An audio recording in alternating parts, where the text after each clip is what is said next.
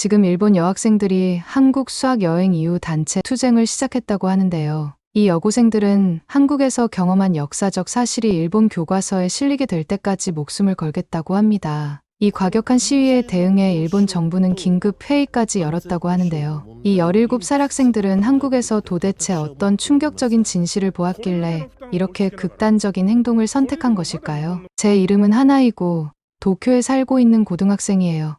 저는 엄마, 아빠, 할아버지와 함께 작은 아파트에 살고 있어요. 평범한 화요일이었을 때 나카무라 선생님께서 큰 발표를 하셨어요. 여러분, 좋은 소식이 있어요. 우리 학교에서 올해 특별 한국 여행을 위해 우리 반을 선택했답니다. 몇몇 아이들이 박수를 치고 흥분해서 속삭이기 시작했어요. 저는 그냥 앉아서 특별한 감정을 느끼지 못했어요. 한국, 일본과 가깝다는 것만 알고 있었죠. 우리 반 여자아이들 중 일부는 케이팝 음악과 화장품을 좋아했지만 저는 그런 것들에 별로 관심이 없었어요. 나카무라 선생님께서 일정표를 나눠주셨어요. 저는 제대로 보지도 않고 가방에 구겨 넣었어요. 하지만 이상한 점이 눈에 띄었어요. 나카무라 선생님의 손이 종이를 나눠주실 때 떨리고 있었거든요. 선생님, 일정표에 있는 서대문 형무소가 뭐예요? 켄지가 물었습니다. 선생님의 표정이 완전히 바뀌었어요. 분필을 떨어뜨리시고 매우 당황해 보이셨어요. 그곳은 우리가 방문할 역사적인 장소예요.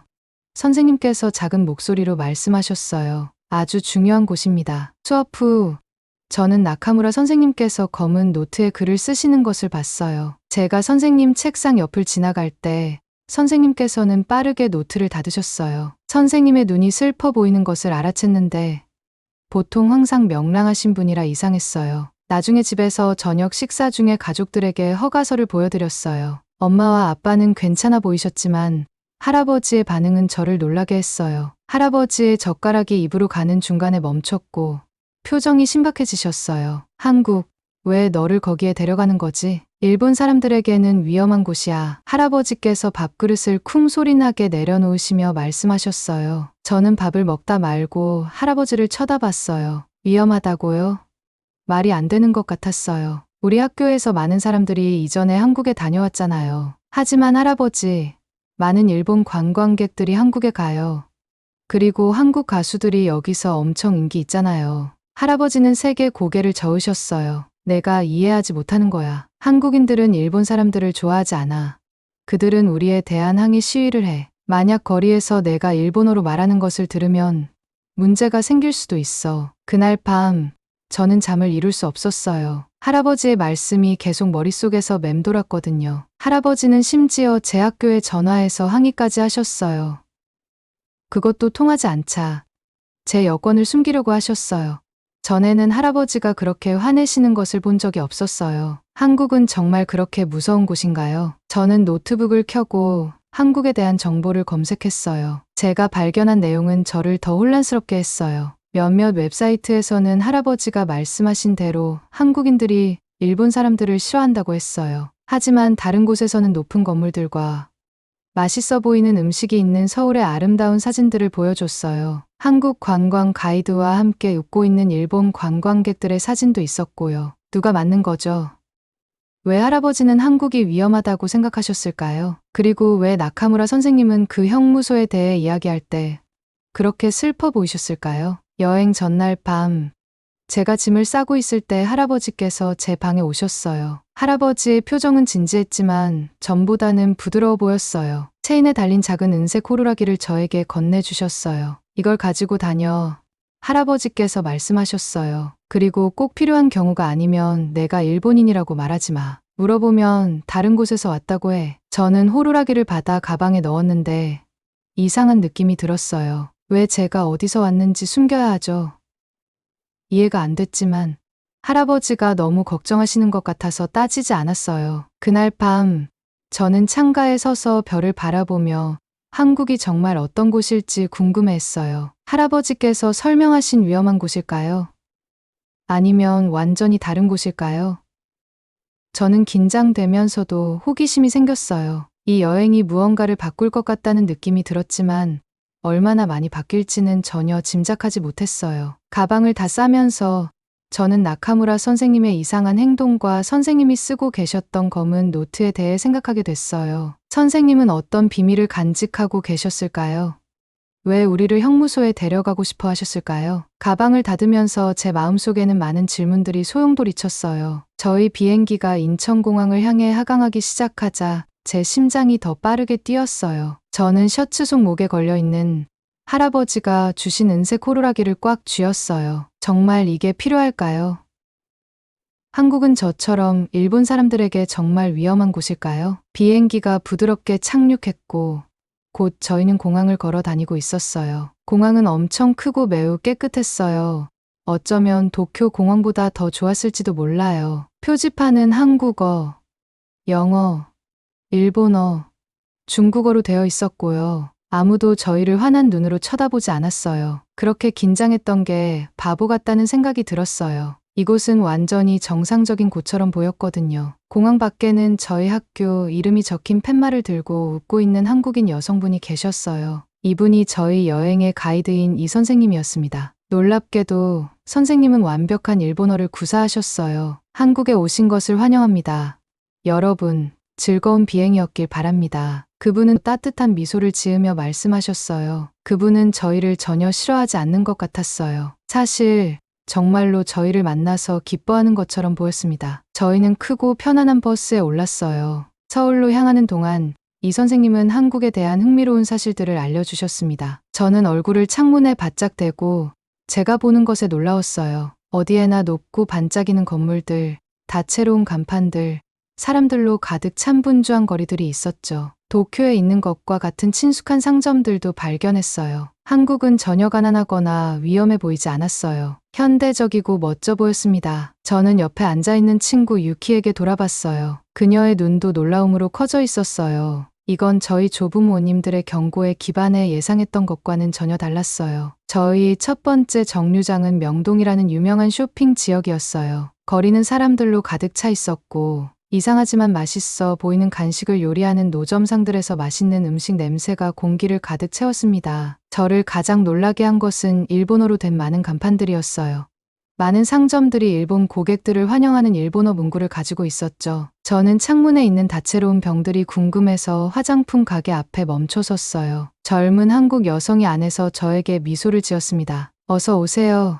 그녀는 완벽한 일본어로 말했어요. 너무 놀라서 저는 그냥 그녀를 쳐다보기만 했어요. 그녀는 제게 들어오라고 손짓했습니다. 안에서 그녀는 저에게 다양한 페이스크림을 보여주고 무료 샘플을 건네주었어요. 제가 일본어로 감사를 표하자 그녀도 일본어로 대답했어요. 많은 일본 고객들이 저희 가게를 방문해요. 그래서 매일 연습하고 있어요. 점심시간이 되자 저는 완전히 혼란스러웠어요. 할아버지가 경고하신 위험은 어디에 있는 걸까요? 모두가 친절해 보였습니다. 저희가 일본인이라서 소리치는 사람은 아무도 없었어요. 사실 많은 한국인들이 일본과 일본 물건들을 좋아하는 것 같았어요. 저희는 한국 바비큐 식당에서 점심을 먹었습니다. 테이블에 내장된 그릴에서 고기가 지글지글 익으면서 입에 침이 고이는 냄새를 공기 중에 퍼뜨렸어요. 저는 그렇게 맛있는 것을 먹어본 적이 없었어요. 김치는 정말 매웠지만 이상하게도 맛있었습니다. 제 혀가 화끈거렸지만 계속 먹지 않을 수 없었어요. 점심 식사 후 저희는 경복궁이라는 궁전을 방문했어요. 일본의 오래된 성과 비슷해 보였지만 나무에 다채로운 그림이 그려져 있고 모서리가 위로 휘어진 지붕이 있었습니다. 저희 가이드 이 선생님은 수백 년 전에 한국의 왕과 왕비가 여기서 살았다고 설명해 주셨어요. 아름다운 궁전 정원을 거닐면서 저는 나카무라 선생님이 혼자 돌담을 바라보며 서 계신 것을 알아챘어요. 선생님의 얼굴은 다시 슬퍼 보였습니다. 내일 그 교도소 장소 방문에 대해 이야기할 때 선생님의 이상한 반응이 기억났어요. 무엇이 선생님을 그렇게 괴롭히고 있는 걸까요? 해가 지기 시작하자 저희는 호텔로 향했습니다. 10층 제 창문에서는 별들의 바다처럼 펼쳐진 서울의 도시 불빛들이 보였어요. 정말 아름다웠습니다. 저는 폰을 꺼내서 집에 돌아가면 할아버지께 보여드릴 몇 장의 사진을 찍었어요. 아마도 이 이미지들을 보시면 한국에 대한 생각이 바뀌실지도 몰라요. 이곳은 전혀 무섭거나 위험하지 않았거든요. 사람들은 친절했고 음식은 놀라웠으며 도시는 현대적이고 흥미로웠어요. 하지만 잠자리에 들 준비를 하면서 저는 작은 걱정에 느껴졌어요. 내일 우리는 나카무라 선생님을 그렇게 괴롭게 만든 곳인 서대문 형무소를 방문할 예정이었거든요. 그곳에서 무엇을 발견하게 될까요? 왜 그곳이 선생님을 그렇게 많이 괴롭히는 걸까요? 저는 내일이 어떤 비밀을 밝힐지, 그리고 왜 선생님이 저희를 오래된 감옥을 보기 위해 한국까지 데려오셨는지 궁금해하며 잠이 들었어요. 다음 날 아침 일찍 일어났는데 설렘과 걱정이 뒤섞인 느낌이 들었어요. 오늘은 서대문 형무소를 방문하는 날이었습니다. 선생님의 얼굴은 창백해 보였고 중요한 메시지를 기다리는 것처럼 계속 휴대폰을 확인하고 계셨습니다. 저희 버스는 서울의 분주한 거리를 지나 높은 벽이 있는 큰 벽돌 건물 앞에 멈췄어요. 표지판에는 여러 언어로 서대문 형무소 역사관이라고 적혀 있었습니다. 날씨가 따뜻하고 화창했는데도 저는 몸이 차가워지는 느낌이 들었어요. 이곳은 그저 관광지가 아니에요. 나카무라 선생님은 제가 전에 들어본 적 없는 진지한 목소리로 말씀하셨어요. 이 장소는 고통스러운 기억들을 품고 있어요. 예의를 갖춰주세요. 무거운 철문을 지나면서 저를 이상한 느낌이 휩쓸었어요. 이곳은 어제 봤던 재미있고 밝은 서울과는 달랐습니다. 여기서는 공기가 더 무거워 보였어요. 마치 벽들이 오래된 비밀들을 속삭이는 것 같았습니다. 한국인 가이드가 입구에서 저희를 맞이했어요. 그녀는 부드럽지만 명확하게 일본어로 말하면서 서대문 형무소는 1908년에 지어져 1987년까지 사용되었다고 설명했습니다. 하지만 그녀가 다음에 말한 것이 제 심장을 빠르게 뛰게 했어요. 1910년부터 1945년까지 일본의 한국 점령 기간 동안 이 감옥은 자국의 자유를 위해 싸운 한국인들을 가두는 데 사용되었다고 해요. 일본 간수들이 여기서 그들을 고문했다고 합니다. 저희는 작은 감방들이 줄지어 있는 어두운 복도를 따라 가이드를 따라갔어요. 각 감방은 겨우 한 사람이 누울 수 있을 정도의 크기였습니다. 벽에는 긁힌 자국들이 있었는데 가이드는 이것이 죄수들이 날짜를 세는 방법이었다고 설명했어요. 저는 몇 개월이나 몇 년 동안 이렇게 작은 공간에 갇혀 있는 것을 상상해 보려고 했어요. 그것을 생각하는 것만으로도 가슴이 답답했습니다. 그리고 저희는 제 피부가 오싹해지게 만드는 방에 들어갔어요. 그 방은 사람들을 해치는 데 사용된 도구들로 가득 차 있었습니다. 물 고문 장비, 전기 장치, 그리고 제가 이해하지도 못하는 다른 끔찍한 것들이요. 가이드는 일본 교도관들이 이것들을 한국 독립운동가들에게 사용했다고 설명했어요. 심지어 평화적인 시위에 참여하거나 전단지를 나눠준 것뿐인 10대들에게도요. 저는 속이 메스꺼웠어요. 일본 사람들이 정말 그런 끔찍한 일들을 했을까요? 이런 내용은 학교 역사책에 없었어요. 저희는 일본이 한국을 현대화하는 데 도움을 주었다고 배웠지. 단지 자신들의 나라가 자유롭기를 원했던 사람들을 감금하고 고문했다고는 배우지 않았습니다. 가장 충격적인 이야기는 유관순이라는 소녀에 관한 것이었어요. 그녀는 평화적인 시위를 조직했다는 이유로 체포되었을 때 겨우 17살이었습니다. 저보다 몇 살 많을 뿐이었죠.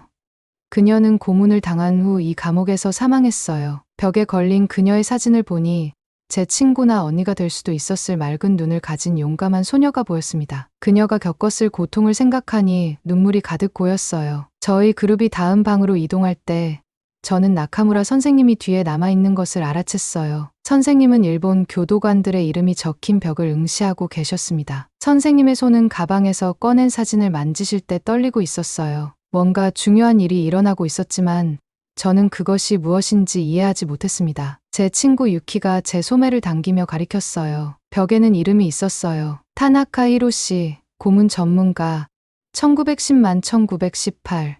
나카무라 선생님은 그것을 보시며 울고 계셨어요. 왜 이 이름이 우리 선생님을 울게 만들었을까요? 그날 오후 늦게 다른 학생들이 기념품 가게에서 물건을 사는 동안 유키와 저는 감옥 안뜰의 벤치에 혼자 앉아 계신 나카무라 선생님을 발견했어요. 선생님의 눈은 울음으로 빨갛게 되어 있었습니다. 저희는 무슨 말을 해야 할지 모른 채 선생님 옆에 앉았어요. 긴 침묵 후 나카무라 선생님은 선생님이 가지고 계셨던 사진을 저희에게 보여주셨어요. 그것은 제복을 입은 일본 군인의 오래된 흑백 사진이었습니다. 떨리는 목소리로 선생님은 모든 것을 바꾸는 사실을 말씀해 주셨어요. 타나카 히로시는 선생님의 증조할아버지였습니다. 선생님은 할머니의 물건들 중에서 그분의 일기를 발견한 후에야 최근에 이 진실을 알게 되셨다고 해요. 그 일기에는 그가 이 감옥에서 저지른 끔찍한 행위들이 묘사되어 있었습니다. 나카무라 선생님은 직접 그 장소를 보고 무슨 일이 있었는지 이해하고 싶어서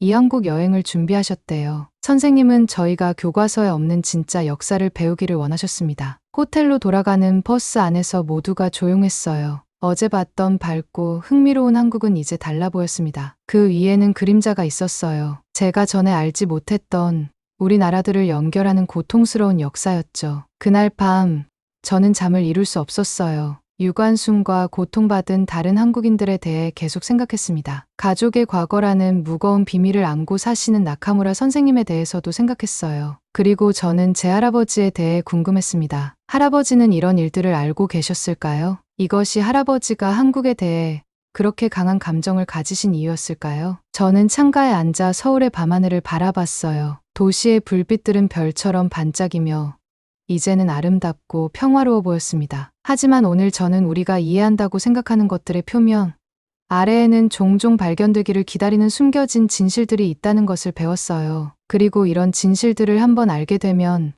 더 이상 같은 방식으로 사물을 볼 수 없게 된답니다. 내일 나카무라 선생님은 저희에게 말씀하신 것을 전체 학급에 이야기하실 예정이었어요. 저는 모두가 어떻게 반응할지 몰랐지만 이 여행이 저를 예상치 못한 방식으로 변화시키고 있다는 것을 알았습니다. 서대문 형무소를 방문한 다음 날 아침 식사 때의 분위기가 달랐어요. 수다를 떨고 웃는 대신 대부분의 제 반 친구들은 조용했고 여전히 어제 봤던 것들에 대해 생각하고 있었습니다. 나카무라 선생님은 피곤해 보이셨지만 어쩐지 더 평화로워 보이셨어요.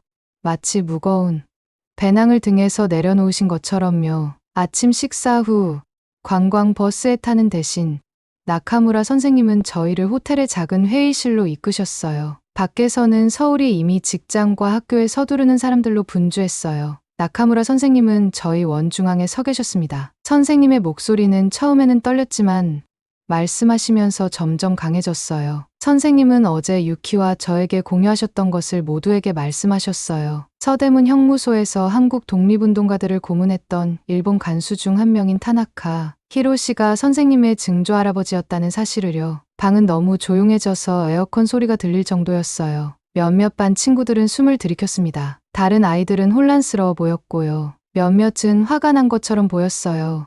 마치 이것을 듣고 싶지 않은 것처럼요. 나카무라 선생님은 군복을 입은 증조 할아버지의 오래된 사진을 모두에게 보여주셨어요. 그런 다음 그분의 일기를 꺼내 몇 부분을 저희에게 읽어주셨습니다. 그가 했던 잔인한 일들을 듣는 것은 힘들었어요. 하지만 선생님은 또한 그가 명령을 따르는 것을 멈추지는 않았지만 자신이 하고 있는 일에 의문을 갖기 시작한 일기 내용도 읽어주셨어요. 우리 역사 교과서는 전체 이야기를 말해주지 않아요.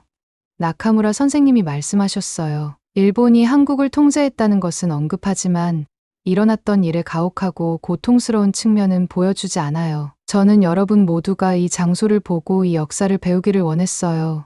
왜냐하면 과거를 이해하지 않고서는 더 나은 미래를 만들 수 없기 때문이에요. 몇몇 학생들이 울기 시작했어요. 저도 제 뺨에 눈물이 흐르는 것을 느꼈습니다. 그것은 단지 우리가 배우고 있는 슬픈 역사 때문이 아니라 그 진실이 고통스러울 때조차도 저희에게 진실을 말해주시는 나카무라 선생님의 용기 때문이기도 했어요. 그날 오전 늦게 특별한 방문객이 저희를 만나러 왔어요. 서대문 형무소 박물관의 역사학자인 박 선생님이었습니다. 그분은 일본어를 아주 잘하셨고 일반 투어의 일부가 아닌 감옥에 관한 사진과 문서들을 저희에게 보여주셨어요. 그분은 자유에 대한 신문 기사를 쓰거나 공공장소에서 한국 노래를 부른 것만으로 체포된 저희보다 크게 나이가 많지 않은 10대 한국 학생들의 이야기를 공유해 주셨습니다. 몇몇은 서대문에 몇 년 동안 갇혀 있었대요. 많은 사람들이 그곳에서 죽었습니다. 하지만 저를 가장 놀라게 한 것은 박 선생님이 몇몇 전 수감자들의 기억에 따르면 나카무라 선생님의 증조 할아버지가 몰래 약과 추가 음식을 밀수해 몇몇 수감자들을 도왔다고 언급하셨을 때였어요.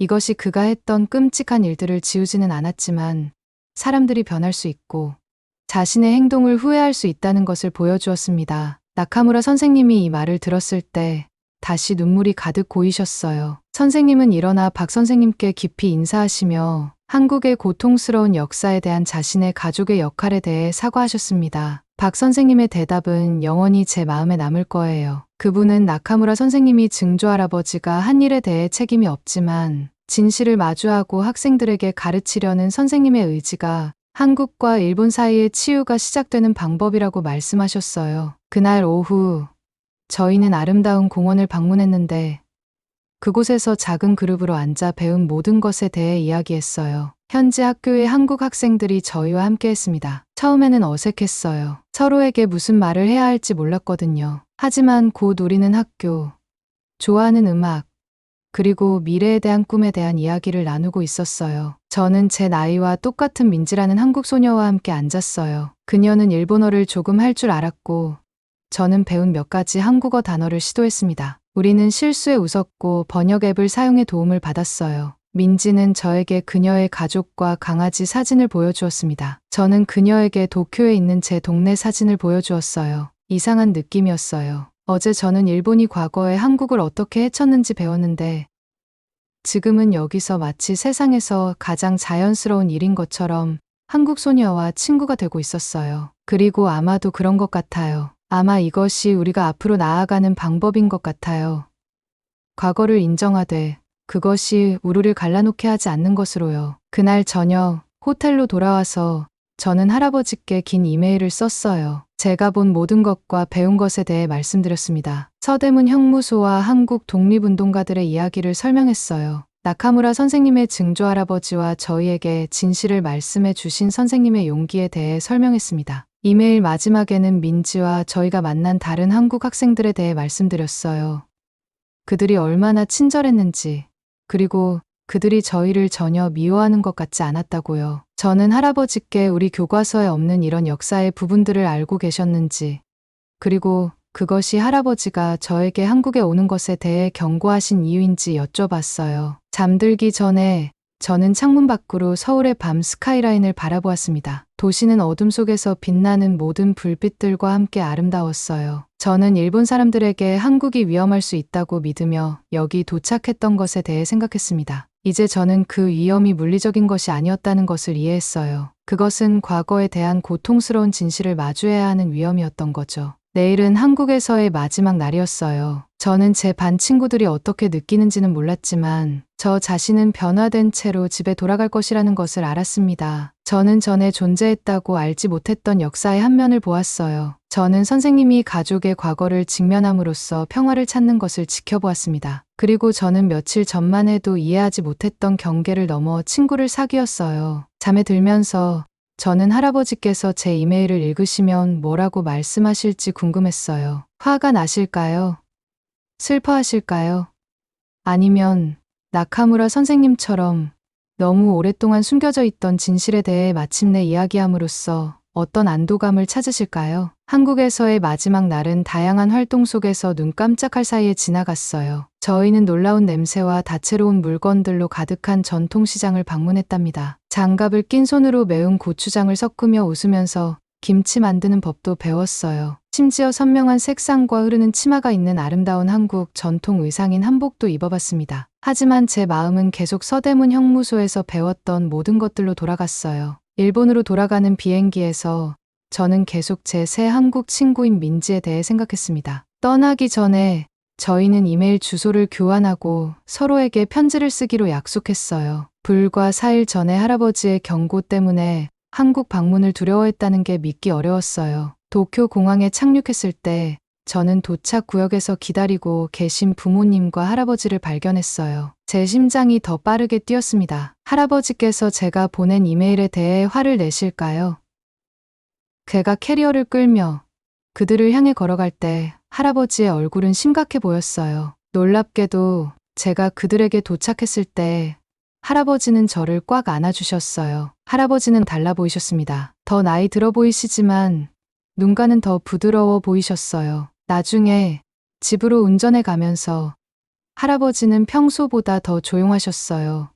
부모님이 저에게 여행에 대해 질문하는 동안 창밖을 바라보고 계셨거든요. 그날 밤 캐리어를 다 푼 후 저는 할아버지가 저희 작은 발코니에 혼자 앉아 별을 바라보고 계신 것을 발견했어요. 저는 긴장되었지만 제가 배운 것에 대해 이야기하기로 결심하고 할아버지께 합류했습니다. 한동안 할아버지는 말씀을 안 하셨어요. 그런 다음 제 이메일이 자신의 아버지, 점령 기간 동안 한국에서 일본군으로 복무했던 할아버지의 아버지에 대해 생각하게 만들었다고 말씀하셨습니다. 할아버지는 자신의 아버지가 천황을 위해 복무한 용감한 군인이었다는 이야기만 들으며 잘하셨대요. 하지만 어른이 되면서 할아버지는 자신의 아버지가 끔찍한 일들에 관여했을지도 모른다는 암시를 발견하셨다고 해요. 우리 가족 중 누구도 이야기하고 싶어 하지 않는 일들이었죠. 그 모든 일이 일어나지 않았다고 가장하는 것이 더 쉬웠다고 하셨어요. 일본이 단지 한국을 현대화하는 데 도움을 주었을 뿐, 그들의 문화를 지우고 독립을 위한 싸움을 짓밟으려 했다는 것을 가르치지 않는 것이 더 쉬웠다고 해요. 그리고 그 분노가 존재하는 이유에 대한 진실을 직면하기보다는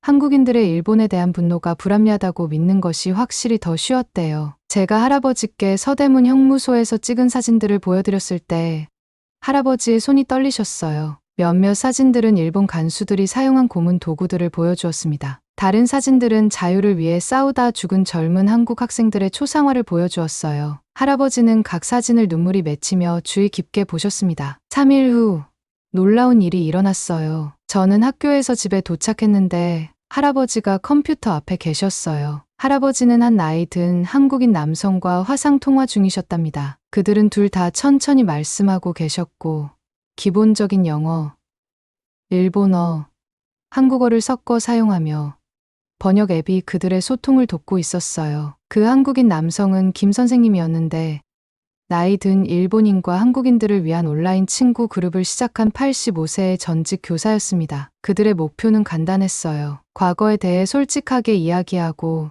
우리나라들 사이의 이해를 구축하는 것이었죠. 다음 몇 달 동안 저는 할아버지가 변화하는 것을 지켜봤어요. 할아버지는 여전히 일본을 깊이 사랑하셨지만 이제는 우리나라가 과거에 잘못된 일들을 했다는 것을 기꺼이 받아들이셨어요. 그리고 한국을 두려워하는 대신 할아버지는 한국 문화와 역사에 관심을 갖게 되셨고 종종 저에게 일본어로 된 한국 영화와 책을 찾는 것을 도와달라고 부탁하셨습니다. 학교에서도 변화가 일어나고 있었어요. 나카무라 선생님은 저희 반이 서울에 있는 민진의 반과 편지를 교환하는 특별한 프로젝트를 시작하셨어요. 저희는 일상생활, 학교, 취미에 대해 썼지만 역사와 그것이 우리나라들에서 어떻게 다르게 가르쳐지는지에 대해서도 썼습니다. 봄이 왔을 때 더 큰 일이 일어나고 있었어요. 저희 학교는 서울에 있는 민지의 학교와 새로운 교환 프로그램을 발표했습니다. 매년 일본 학생들이 한국 가정에서 2주를 보내고 한국 학생들이 일본을 방문할 거래요. 나카무라 선생님이 한국 선생님과 함께 이 프로그램을 담당하실 예정이었습니다. 저는 다시 서울을 방문하기 위해 선발된 첫 학생들 중 한 명이었어요. 이번에는 민진의 가족과 2주 동안 지내며 그녀의 학교에 다닐 예정이었죠. 출발하기 전날 밤, 할아버지는 저에게 특별한 선물을 주셨어요. 교사로 일하시는 동안 내내 사용하셨던 소중한 만년필이었답니다. 이것을 한국에 가져가렴 할아버지께서 말씀하셨어요. 내가 배우는 모든 것을 적기 위해 이것을 사용하렴. 언젠가 한국과 일본 사이에 이런 새로운 우정 이야기들이 갈등에 관한 오래된 이야기들보다 더 중요해질 거란다. 서울행 비행기에 탑승하면서 저는 불과 6개월 만에 얼마나 많은 것이 바뀌었는지 생각했어요. 저는 우리나라들 사이의 진짜 역사에 대해 아무것도 몰랐던 여자아이로 한국에 도착했었죠. 저는 고통스러운 과거를 넘어 다리를 놓는 것을 돕기로 결심한 사람으로 돌아가고 있었습니다. 저는 김 선생님이 화상 통화 중 할아버지께 말씀하셨던 것이 생각났습니다. 역사는 지울 수 없지만 미래는 아직 쓰여지지 않았습니다. 저는 노트와 할아버지의 만년필을 꺼냈어요. 첫 번째 빈 페이지에 저는 이렇게 썼습니다. 한국으로의 두 번째 여행. 이것은 더 이상 단순한 학교 여행이 아니었어요. 일본과 한국 이야기의 새로운 장을 쓰는 데 있어 저희 작은 부분이었습니다. 고통스러운 진실에 직면하는 것에 관한 장이지만 또한 우정, 이해, 그리고 희망에 관한 장이기도 했어요. 비행기가 구름 속으로 올라가면서 저는 내일 다시 민지를 만날 생각에 미소를 지었어요. 우리나라들은 어려운 과거가 있었지만 어쩌면 우리 세대는 다른 미래를 만들 수 있을 거예요. 쉽지는 않을 테지만 나카무라 선생님이 저희에게 보여주신 것과 같은 용기가 필요할 거예요. 하지만 이제 할아버지가 이해하셨듯이 진실을 마주하는 것이 오래된 상처를 치유하는 첫걸음이었습니다. 제가 한국 여행에서 배운 가장 중요한 것은 어떤 역사책에도 없었어요. 그것은 한 사람이 진실을 배우고 그것을 다른 사람들과 공유할 만큼 용감해짐으로써 사물을 변화시키는 데 도움을 줄 수 있다는 것이었습니다. 때로는 다리를 놓는 것이 단 하나의 걸음으로 시작되거나 참여하지 않을 뻔했던 학교 여행으로 시작된답니다. 오늘의 사연은 여기까지입니다. 끝까지 시청해주셔서 감사합니다. 1초 만에 클릭할 수 있는 구독과 좋아요는 저에게 너무 큰 힘이 됩니다. 감사합니다.